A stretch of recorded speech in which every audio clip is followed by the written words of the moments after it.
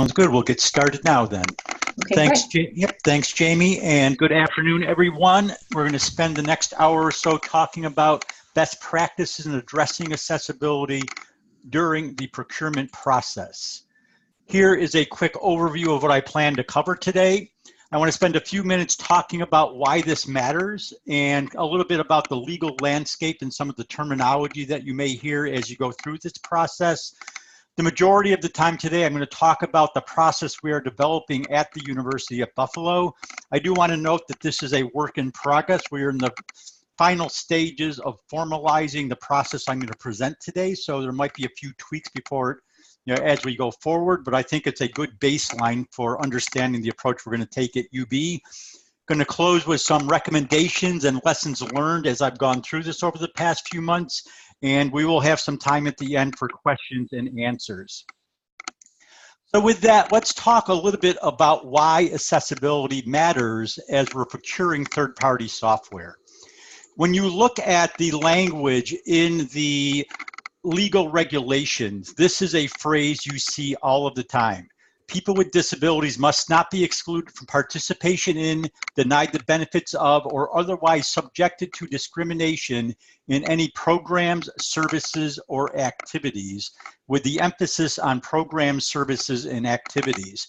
So what I want to do is take kind of the larger view about what's been happening around the web and digital. This is a book that was published back in 1995 called Being Digital, still very applicable today. And there's always been two quotes from this book that got my attention. The first is that the change from atoms to bits is irrevocable and unstoppable. The second, everything that can become digital will become digital. So there's been two trends on college campuses that we need to pay attention to. The first is so much of what we do is now done online, and that's only going to grow as we go forward. The second is that more and more of those activities are being provided by third-party software. So at UB, for example, we had our own student information system, but replaced that with a third-party vendor a few years ago. Almost everything we're doing now around services, that software is coming from third-party vendors. We have at the university hundreds of software products that are provided by third-party vendors, and I expect that number only to grow. So as we think about making our campuses more accessible, focusing on third-party software is just as important and maybe even more important than thinking about the websites that we build ourselves. But I want to spend just a couple of minutes talking about the legal landscape, and I always preface this part of my talk saying that I am not a lawyer, so don't take any of what I say today as legal advice. But that being said, I have 20 years of experience with web accessibility and have a pretty good understanding about what we need to be paying attention to and what some of the issues are around accessibility. So the first thing, there are two major pieces of legislation that come into play here. The first is the American with Disabilities Act, specifically Title II, and the second is Section 508. They are different pieces of legislation, but do impact how we think about accessibility in higher education. There are two specific web accessibility standards that we need to pay attention to. The first is the Web Content Accessibility Guidelines. The acronym is WCAG. It's been around for almost 20 years, and most of us are familiar with the WCAG 2.0 standard that was published in 2008. One thing you need to be aware of is that this summertime, the WCAG 2.1 standard was adopted, and it adds some new rules about what we need to be doing related to accessibility. A separate set of standards was the Section 508 standards, and they're applicable to anyone that receives federal funding. Originally, they were a different set of accessibility guidelines from WCAG, but that created lots of confusion. So there was a process in place for several years to mesh those two together. So as of January of 2018, the WCAG 2.0 AA standard is what Section 508 follows. So I think that's important to understand, especially when we start talking about working with third-party vendors. Mark, can I interrupt you for just a moment? Sure. Someone is typing and it's not on mute, so if you could make sure that you're on mute, we would all appreciate it very much. Thank you. Thanks, Jamie. So one of the big questions that I do not have an answer to is when there will be a transition to WCAG 2.1, when Section 508 will adopt that as the standard. I don't have the answer to that. I've talked to a lot of people and no one really knows for sure, but my recommendation is thinking about WCAG 2.1 for any long-term project, because it's just a matter of time before that becomes the new standard. I also want to spend a couple of minutes talking about VPATs. If you're not familiar with a VPAT, it is the Voluntary Product Accessibility Template, and it is the primary document in which vendors provide information around the accessibility of their product. A couple things to note. First is that the version 2 of the VPAT was launched last October, and that mirrors the WCAG 2.0 AA standard, where the original VPAT, the VPAT 1, does not. So at the University of Buffalo, we require the VPAT, version 2 of the VPAT. The most current version of this, which came out in July, is version 2.2. I have a link at the bottom of this slide that goes to the VPAT website where you can get a lot more information about that. But one of the big challenges with thinking about the accessibility of third-party software is realizing that VPATs are not perfect. In fact, this language is taken from the VPAT site itself, and it raises two really challenging issues. The first is that you can have a product that meets the standards, but people still may encounter difficulty utilizing it. The second is you could have a product that doesn't meet all the standards, but still is perfectly accessible to somebody who may have a disability. So this is one of the overarching challenges when you think about web accessibility, is it's not as easy as just checking a box that you can say this meets the standard. There's actually some subjectivity to this and some nuance to it, which can create a little bit of confusion and challenges when we're reviewing third-party software. So let me spend some time going over the process that we are implementing at the University of Buffalo. And before I get started, let me share some background information with where UB is right now with accessibility. The first is we have created a web accessibility team within the last year. This team reports through our Office of Equity, Diversity, and Inclusion. Right now we have two full-time staff members, myself as the Web Accessibility Officer and also a Web Accessibility Coordinator. We have hired undergraduate student assistants who will be helping us with evaluating websites and with a little bit of website remediation. And my plan right now is to be hiring some graduate student internship who, as part of their coursework, will be working with our office to help with, again, all of the work that needs to be done around accessibility. Another thing we have done at UB is created a new web accessibility policy. This policy was put in place on May 10th of 2018. It was an update to a very outdated policy that had been around for many, many years. And this is something that is happening at the SUNY level as well. But we felt that in the short term, it would be a good idea on our campus to have a web accessibility policy in place.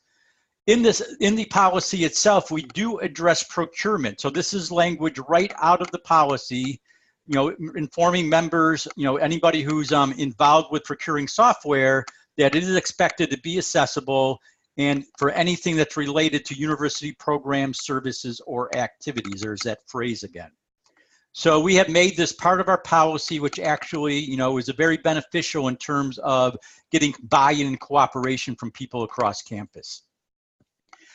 One thing to think about is the scope of what we're dealing with third-party software. And I like to make the distinction that this is not just about items purchased through the procurement process.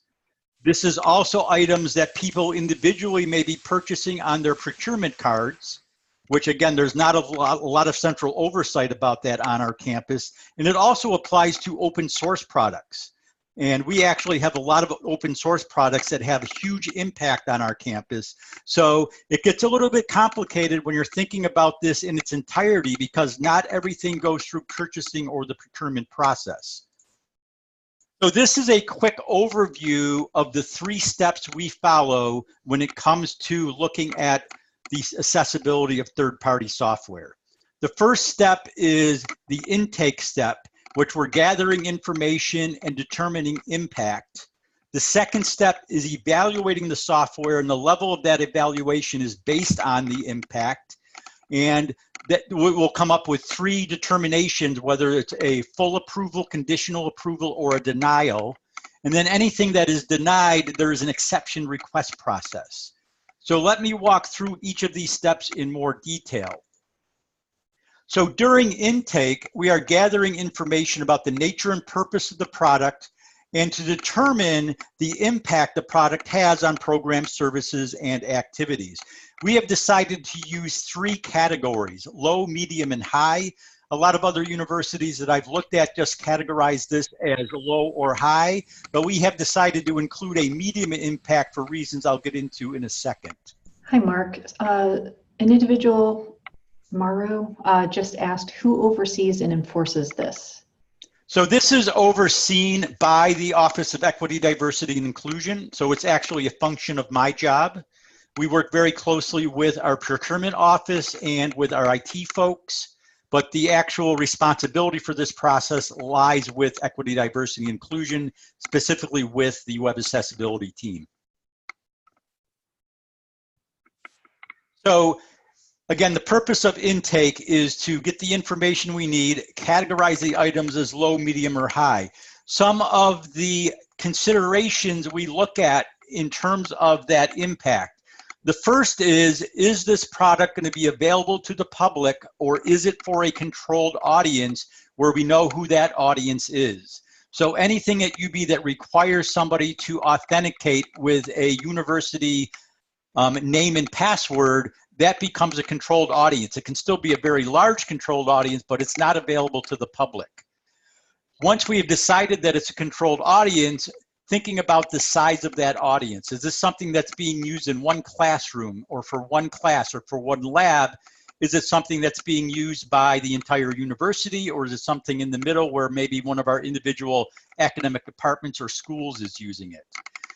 Another thing we consider is whether this is focused mainly on student use or more on administration or research use. And then getting into a conversation about, is it a core essential service to the university? So things that are, academic, that are required for coursework, very core to the service. Something that, for example, I was the lacrosse coach, the club lacrosse coach at UB, and if I was using some third-party software to manage the 50 players on my team, that would be something that perhaps isn't as essential. So based on this rubric, we divide things into low, medium, or high. Anything that is a low-impact product, the requester of that software will be responsible for providing content in an accessible format as needed.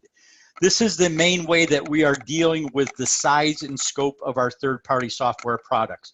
We have several hundred, if not into the thousands, of pieces of software used on our campus, and it would be impossible to scale that where I have enough time to check everything. So we've decided to be more pragmatic about how we approach this. And low impact products, so think about things that are a closed audience used by a very small number of people, perhaps not essential to the core activities of the university, that gets categorized as low. Anything that is considered medium or high moves on to step 2 of this process. So the purpose of the evaluation step, step 2, is to actually evaluate the accessibility of the product and determine if it meets our accessibility requirements. Just for some background, we have a 3-phased approach to doing accessibility testing at UB. The first is using automated testing tools. We have an enterprise-wide contract with SiteImprove. We are able to have every site that we own and third-party software sites that we already own go through SiteImprove for things that SiteImprove can't have access to. We use the Wave tool from WebAIM. One of the things to keep in mind is that automated testing will not find all of your problems. In fact, the majority of problems cannot be identified by automated testing tools. They still provide tremendous value, but you cannot rely exclusively on an automated tool to tell you whether a website or a third-party piece of software is accessible. So we augment that automatic testing with manual testing and functional testing.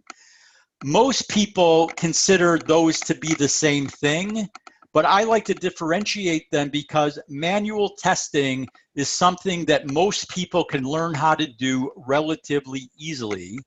We're doing functional testing where you learn how to use assistive technology is something that is a very steep learning curve. So that's why I differentiate these. So manual testing is making sure that a site works with a keyboard, checking that captions, are accurate and alternative text is accurate, checking to make sure that links are descriptive and distinguishable, doing manual tests of color contrast. By the way, color contrast is something that automated tools struggle with for a variety of reasons. With our functional testing, we do actual testing with assistive technology. On the Windows side, we use JAWS. On the Mac side, we use VoiceOver. And we also have been using a tool called JAWS Inspect, which allows you to quickly understand what JAWS hears on a given web page or website. And it's something where you don't have to have training on how JAWS works. So these are the three pieces of accessibility testing we do at UB. Hi, Mark. There's a question from Ken Fass.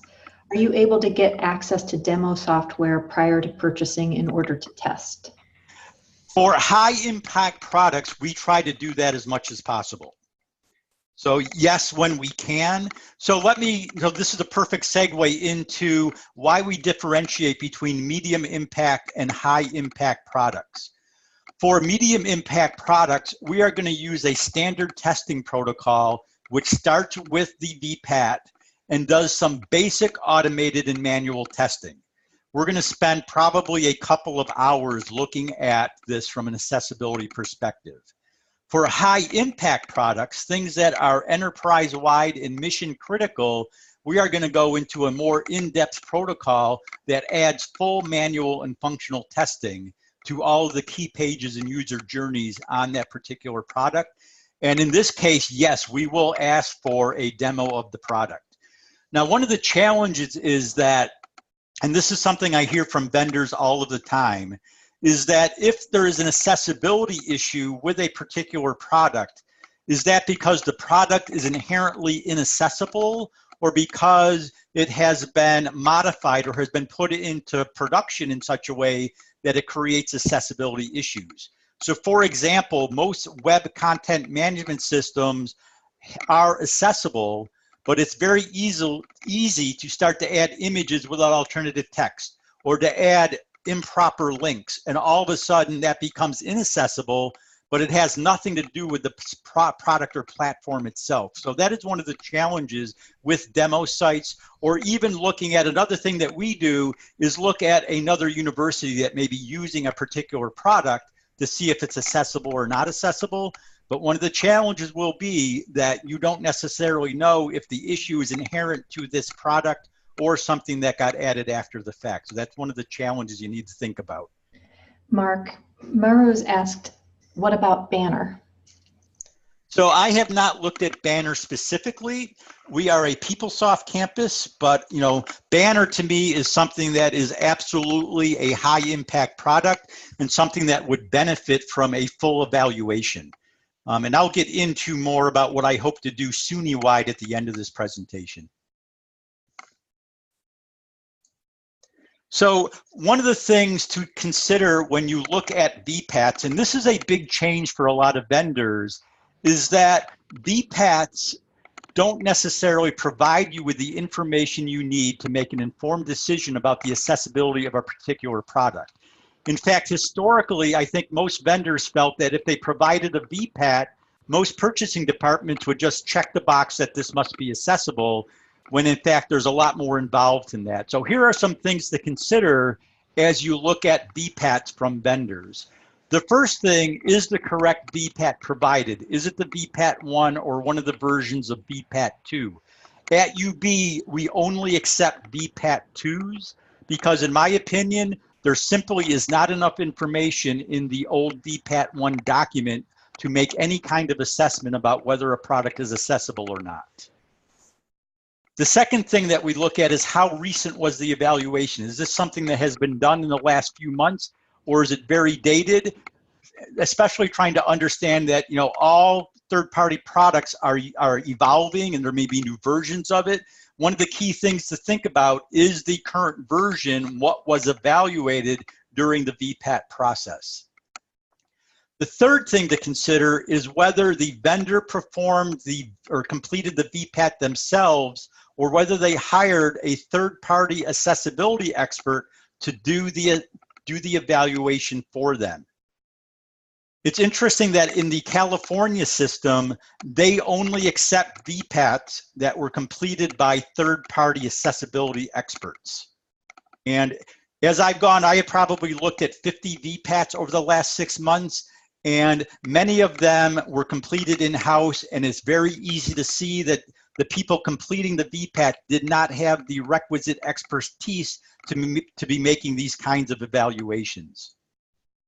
The next thing when I look at a VPAT is looking at, was the methodology followed and was it comprehensive?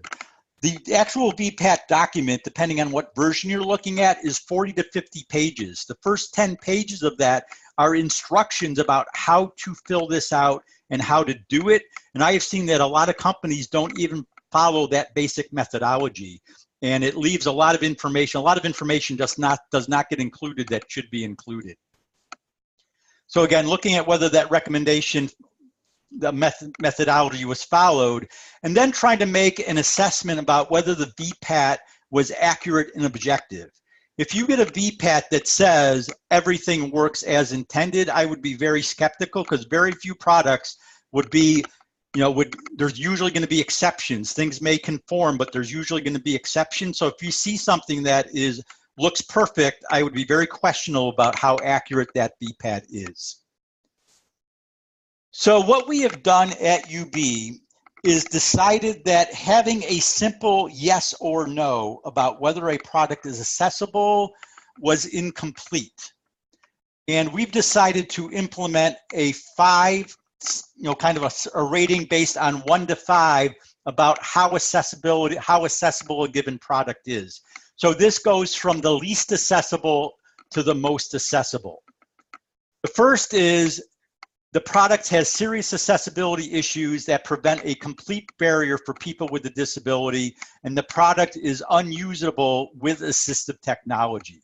That's considered a 1. A 2 is something that you are able to use it, but there are significant accessibility issues that make it very difficult. Something that may take myself, a couple of minutes to do could take, minutes, if not hours, for somebody who had a disability and was using assistive technology. The category of 3 means that the product has moderate accessibility issues. It doesn't completely meet the standards, but for all intents and purposes, it can be used as intended. The kinds of issues are relatively minor. Something categorized as a 4 means that it completely meets the WCAG 2.0 AA standards and is fully functional with assistive technology. We decided at UB to add a 5th category because there are some vendors who go above and beyond what the requirements are.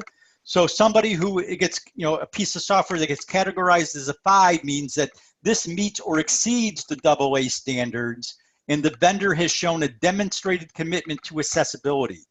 They have accessibility built into their development process.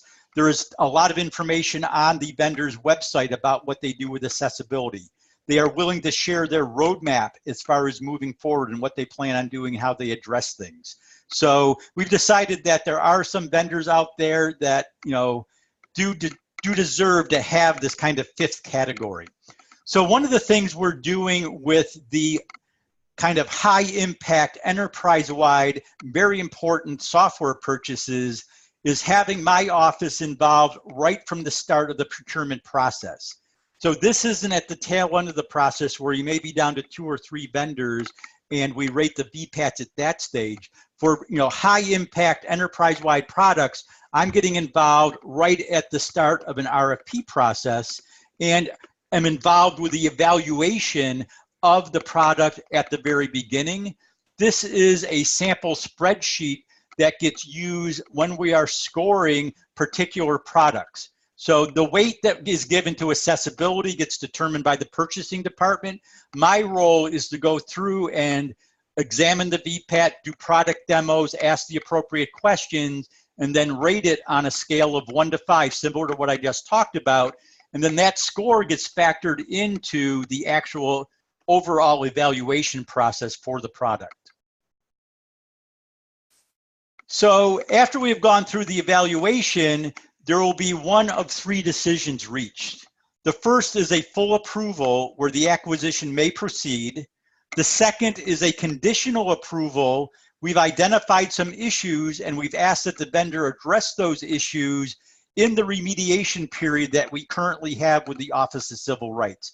So for some background, we reached a remediation agreement with the OCR last November, and we have until November of 2019 to meet the requirements of our remediation agreement. So what we've been doing with a lot of software is putting them on 1-year contracts and giving the vendor that year, because we're still within that remediation agreement timeline, giving them a year to address the issues around accessibility.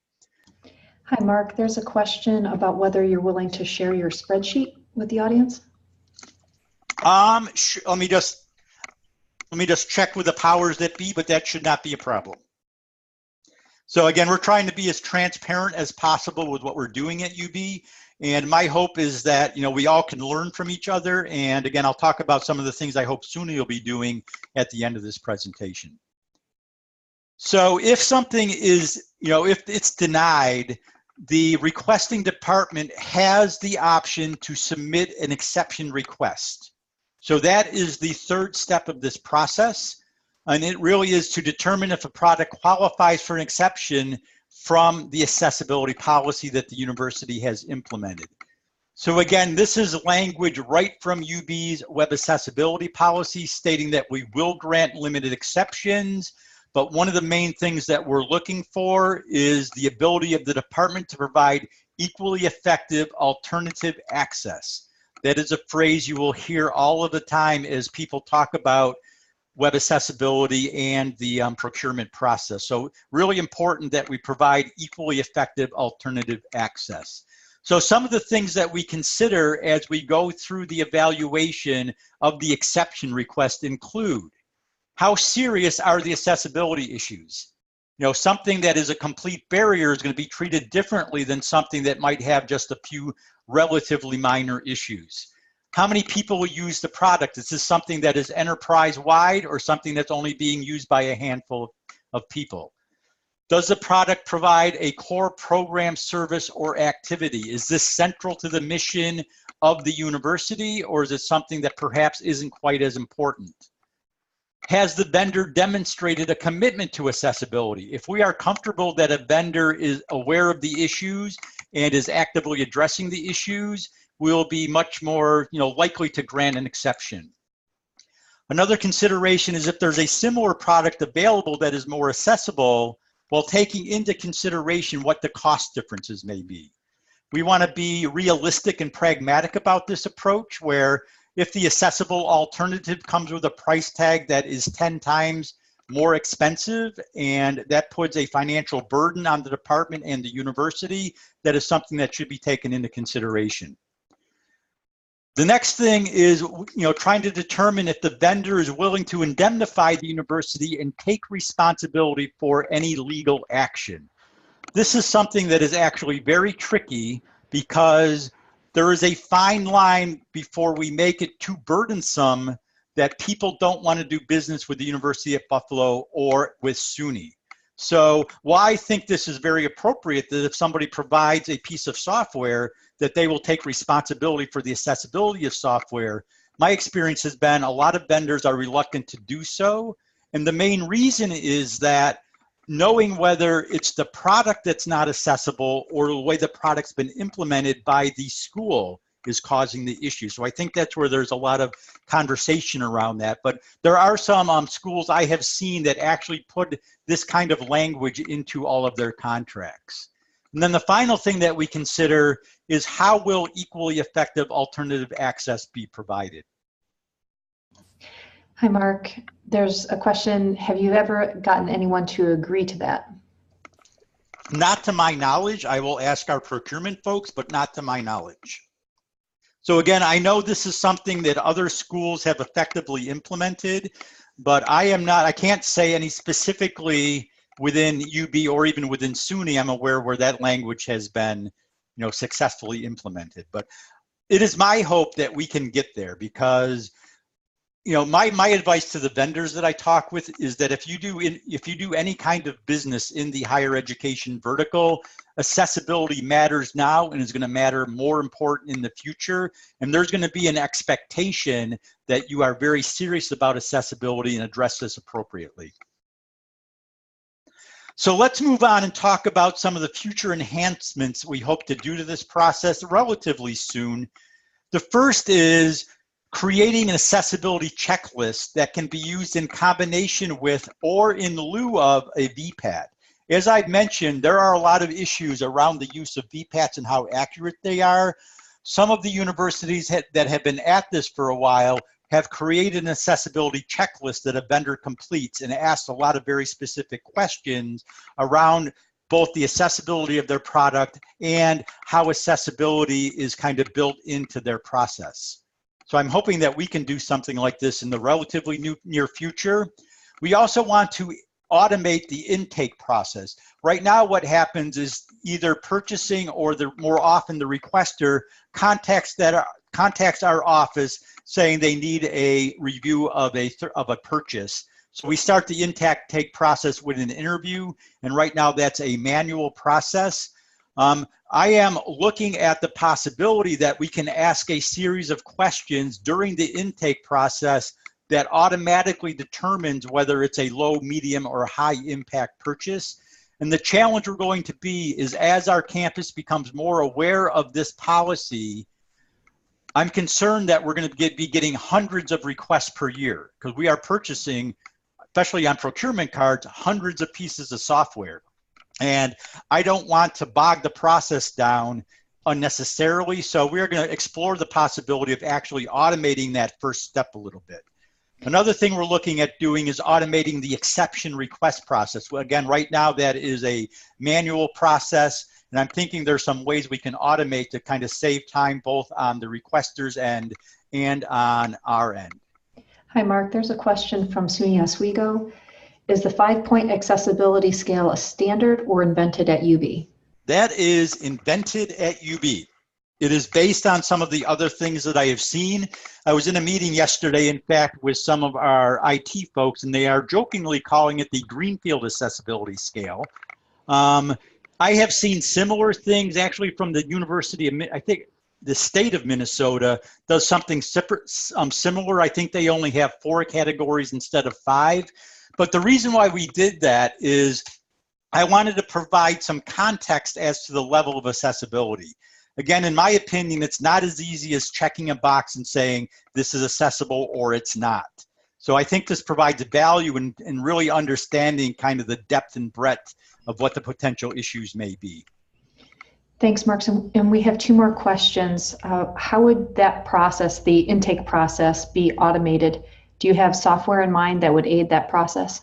So basically what I'm envisioning is a questionnaire, an online form that gets completed with some intelligence behind it, where we could ask questions about, is this publicly available? If it's a controlled audience, how big is the audience?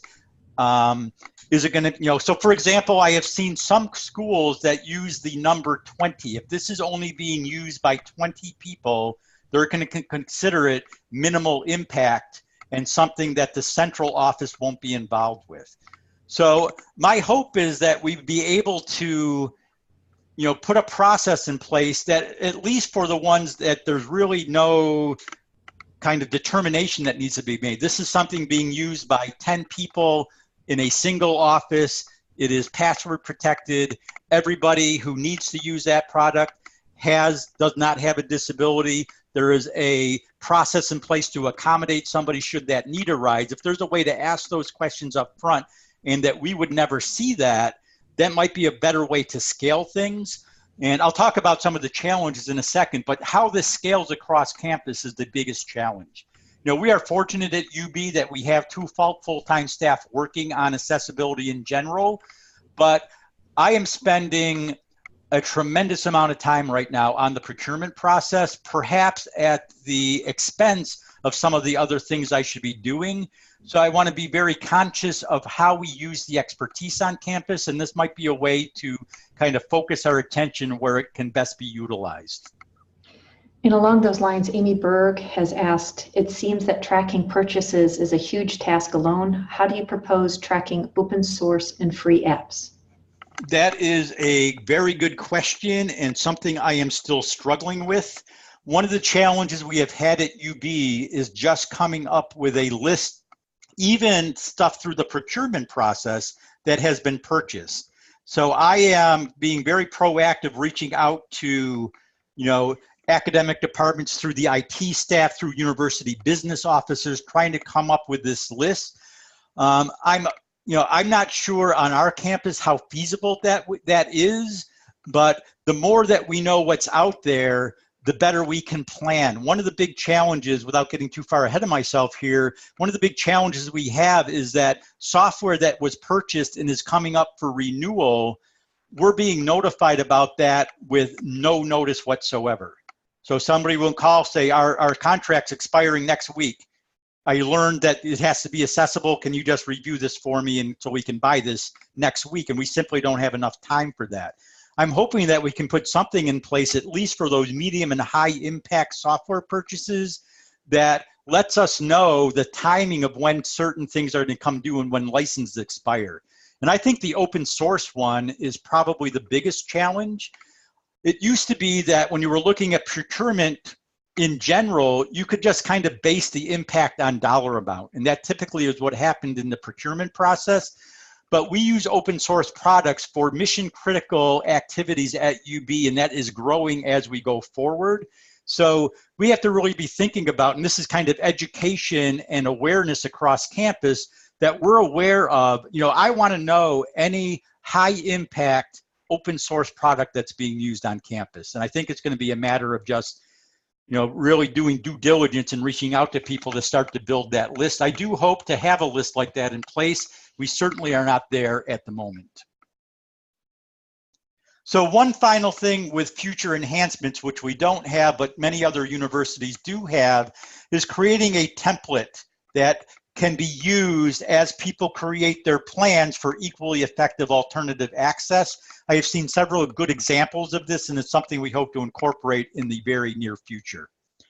So a couple of quick things as I have been working at this at UB and also working with this at the SUNY level, is there are 2 things that I hope can happen at the SUNY level and across all of the SUNY campuses. The very first is coming up with a way that we can all work together to minimize the duplication of effort. Over the last few months, I have probably looked at 50 products.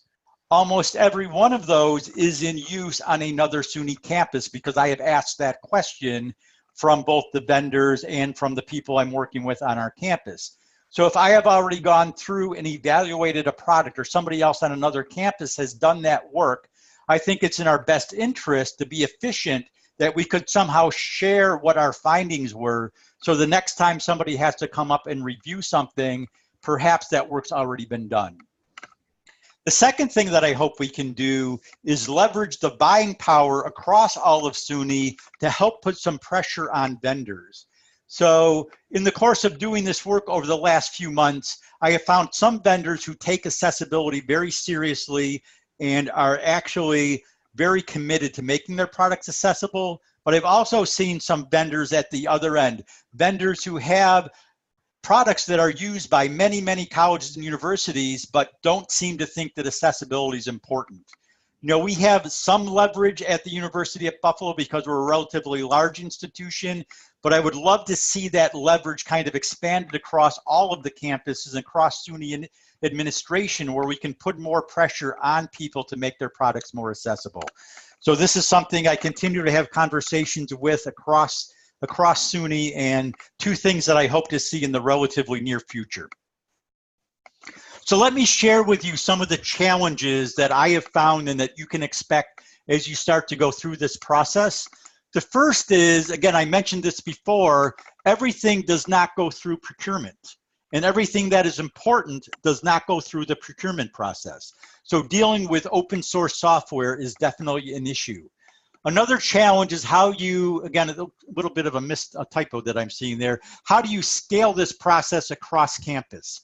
How do you make this work when there are so many purchases and very few people have enough staff to go through and fully evaluate everything? And that, again, we are fortunate that we have some staff on our campus, but this is going to be an issue as we go forward.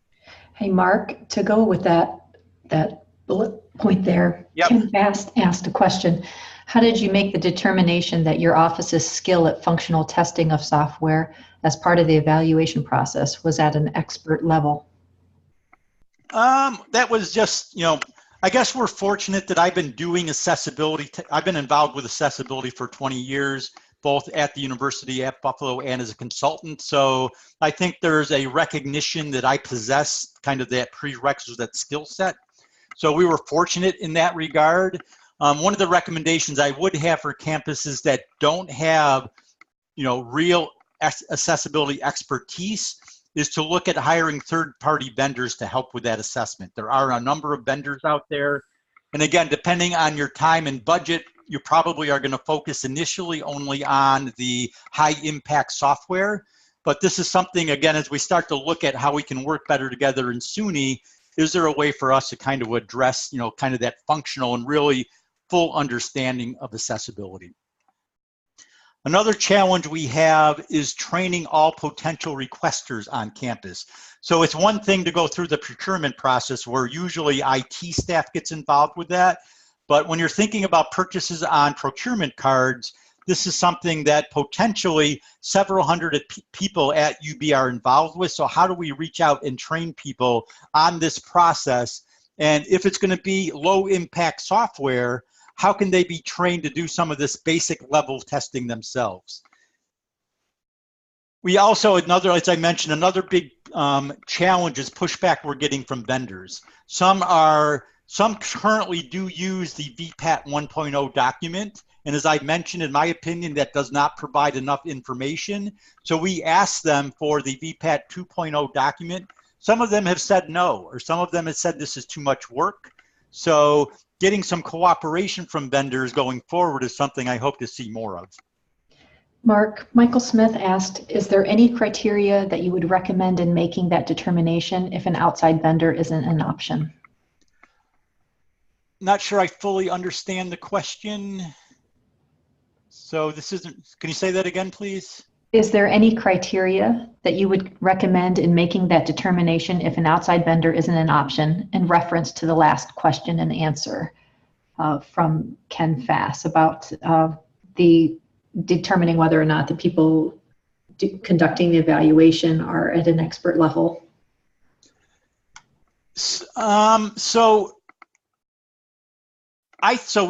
No, I will get to this in my next set of slides in terms of how I would answer that question.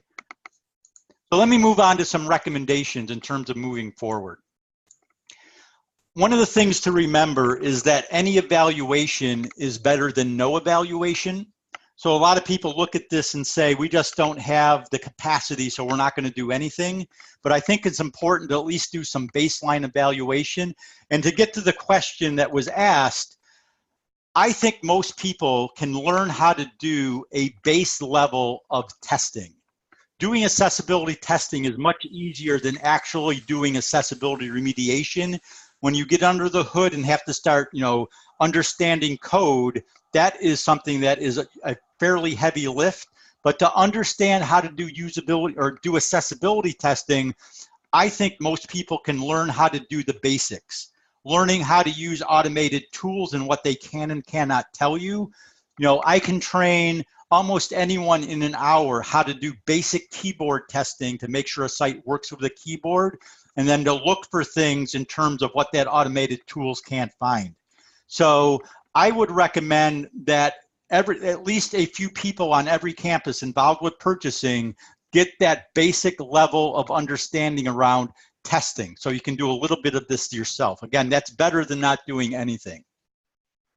Another recommendation is creating awareness about this across campus. So we have been very vocal about our requirement for accessibility, especially because at UB we are in an agreement with the Office of Civil Rights, but I still come across lots of people who are unaware on campus that this is an issue. So I think that there has to be a concerted effort to create awareness and even do some marketing around the importance of this. You also want to think about how accessibility fits into the larger IT procurement process. So at UB, when you are purchasing software, there is a fairly, it's an involved process to go through and determine whether there's security risk. Is it going to be hosted in the cloud? What is, what are the costs associated with it? And there's a process in place to purchase IT in general. The accessibility piece needs to fit into that larger procurement process. And we've got that in place at UB. It's important to include appropriate language in contracts and RFPs. I think each campus will probably have to determine what that language should look like and whether it will be a deal breaker if that language doesn't get completely followed. We are in the final stages at UB of having some of this language readily available for the people who do the purchasing to insert into contracts and into RFPs. Another thing to think about is how you will handle existing contracts. We have made the decision to evaluate software as the contract expires and grandfathered software that was purchased prior to our OCR agreement. The reason being is that a contract was signed, and if the needs of that contract were met, I'm not sure we can legally go back and say, oh, by the way, you now have to do this instead. So what we're doing with anything currently under contract is evaluating that as that contract comes up for renewal. And then the last thing is being proactive about this. Again, I mentioned that one of the biggest challenges I have faced is that we don't have a lot of notice sometimes when these contracts come up for renewal. And to give some scope, my estimate is that we have somewhere between 125 and 200 enterprise-wide third-party pieces of software on our campus. So some of those contracts are for a year, some are for 3 years, some are for 5 years. There is some pros and cons to shorter contracts and longer contracts. And this is getting a little bit outside of my area of expertise, where I rely on the folks in our procurement office to, when they look at contract language, but really understanding kind of what work, what might be coming your way to evaluate, always trying to focus on those high impact products. So those are the things that I'm most concerned about and want to make sure that I have enough time to spend on. And then the final thing is be skeptical of VPATs. So this is a big change for a lot of campuses, for a lot of purchasing departments, and for a lot of vendors, where the VPAT used to be the be all end all. But my experience has been they can really vary in terms of how good they are and how much they can be trusted. I'm hoping that as accessibility becomes more and more of an issue, that the VPATs will become much higher standard. And I would love it to see that either at UB or even at SUNY, we could actually make it a requirement that vendors get a third-party assessment. So with that, one final thing, really need to develop training programs for procurement staff and anyone who may require third-party software. So we are in the process of doing that at UB. I'm hoping to do some procurement training for our staff, for our procurement staff in the very near future, and then looking at ways we can reach out across campus to provide some training to anybody who might be requesting software, both on what the process is, and then for anybody who might be buying that minimally, the minimal low impact software, some baseline skills to do accessibility testing themselves. So I know we've had a lot of questions throughout the course of this, and we still have 10 minutes left. Happy to take on any other questions people may have.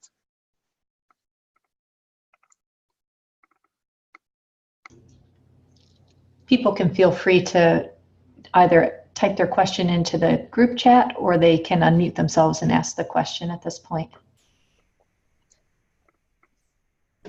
From Maru, there's a question. Have you done campus-wide communication about this effort, and what did that look like? Were there responses from the community?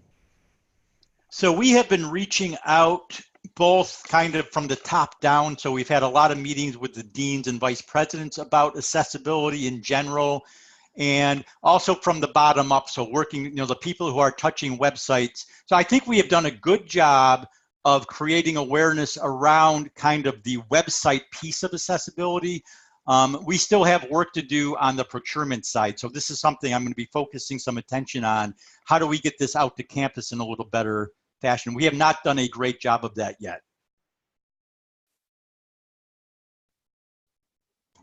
And a bit earlier, Marit also asked the question, sorry, I'm trying to find it.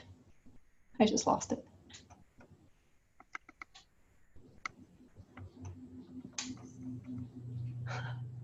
So what about system-wide applications like the library's ALMA catalog and processing system being implemented, the bigger applications like Banner, et cetera?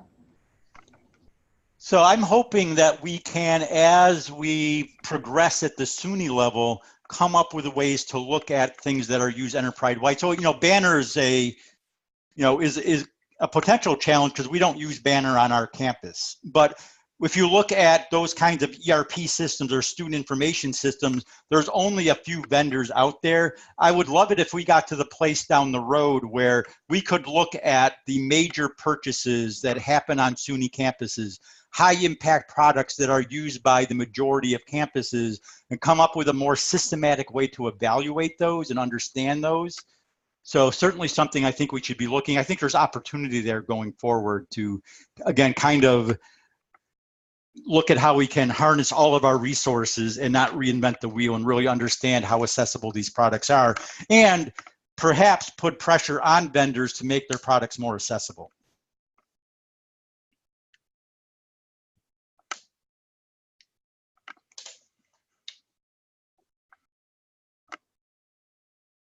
We have a couple questions about whether or not you see a way for SUNY to work together to implement this, and a question about talking more about the SUNY policy.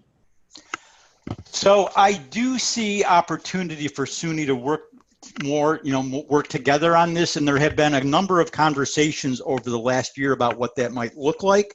I am a member of the SUNY-wide EIT Accessibility Committee. Our work started over a year ago on that committee.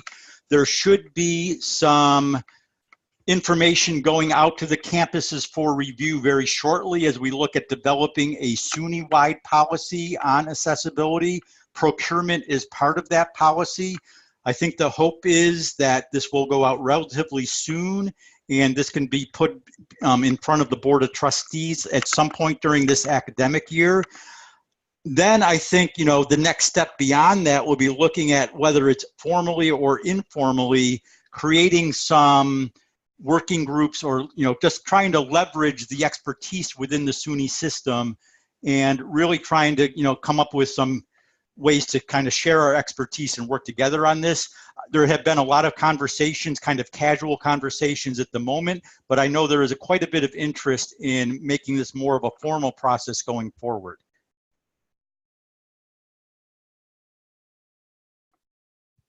A question from Amy Berg. Are you a Blackboard school? If so, are you using Ally? Yes and yes. So we are a Blackboard school. We have been piloting Ally this year. And this is, in my personal opinion, over time, I was very critical of Blackboard going back many years. They really did not address accessibility. They have made this more of a priority, and I am very interested in where Ally might go. I think it's a really interesting product and conceptually a very interesting product. And again, Blackboard is one of those things where I was mentioning before, for the most part, the standard installation of Blackboard is fairly accessible, but it becomes completely inaccessible when faculty are adding documents in PDFs and PowerPoints when the documents themselves are not accessible. So how you kind of differentiate between when the issue is with Blackboard and the issue is with the actual document or the actual content, that's where it becomes a bit of a challenge. But I have been happy with the progress that Blackboard is making and hope to see more of that going forward. Okay, we have about 2 minutes left, and it looks like we have 3 questions. Michael Smith asks, in relation to how intake and exceptions are recommended to be automated, my only concern would be that if the exceptions policy is also automated, that perhaps something that seems to be low impact may have more impact than thought. And as a person or department making a request for that exception, could you speak a little to the concern that their voice may not be heard if the process is automated? Right, so when I say automating the exception request process, that is more automating the intake of information, not automating the decision piece of that. That is something that's definitely going to need kind of human review and something that will get fairly high level discussion. So when I'm talking about automating the kind of the tail end of the process, you know, the actual exception request, the automation will be how the information, you know, comes into our department, not the decision. Where at the beginning of the process, when we're looking at intake, I'm looking at whether there is a possibility of actually making decisions automatically as part of that intake process. We're not there yet. I know a couple of campuses do it that way, but it is something I want to explore in terms of how we can be more efficient with our time. Okay, great. And from Mauro, what do you recommend regarding PCI and HIPAA compliant frameworks that are not accessible, authentication widgets, APIs, etc.? So I think for me, those are 2 separate issues. So you have to think about HIPAA compliance, you know, kind of, and any kind of privacy security issues kind of as their own. I look at accessibility, you know, perhaps related to that. But the one thing I would say is that anything that is used, if you're thinking about HIPAA or thinking about FERPA and that data may be exposed, for me, that automatically becomes high impact, because now there is legal risk and all sorts of, you know, legal issues around the accessibility and perhaps of that data. So I consider those 2 separate issues, and maybe I'm not completely understanding that question. Okay, I want to be mindful of everybody's time. It's 3 o'clock. We have 2 more questions that are posed in the chat, so I'm gonna ask those of Mark. For those of you who have to leave, I appreciate you attending today. We'll be sending out a recording of the presentation today, as well as an evaluation link. So if you could take the moment or 2 to fill that out, we would appreciate it greatly. For Mark, we have a question from Mike Smith. I also find the idea of having a record for SUNY-wide procurement to be very interesting and helpful in terms of duplication. Do you have any idea how that could be implemented? Nothing specific yet. We've had, again, some casual conversations, and if anybody has any ideas about how we could actually implement that, I would love to hear it. You know, I could see a central repository somewhere of, you know, for a particular vendor and what the review was. I know that in the California system, posts the VPATs from vendors that they work with. So again, that's a good first step, and I don't have the link handy, but I can find it relatively quickly. So that's one of the challenges we have sometimes, is actually finding the VPATs for vendors. But I'd like to see this go a step farther, because again, in my opinion, the VPAT's a good place to start, but typically doesn't provide enough information. I would love to have some kind of database. It doesn't even have to be a database, just a place where we could store the information that we've collected, the work that we've done, and kind of our evaluation of particular products. One of the things that we might have to do to make that work, however, is come up with a standard way to assess and make sure that we are approaching things the same way. And, you know, there is a joke in the accessibility consulting community that if you ask 10 accessibility experts to evaluate your website, you will probably get 10 different answers.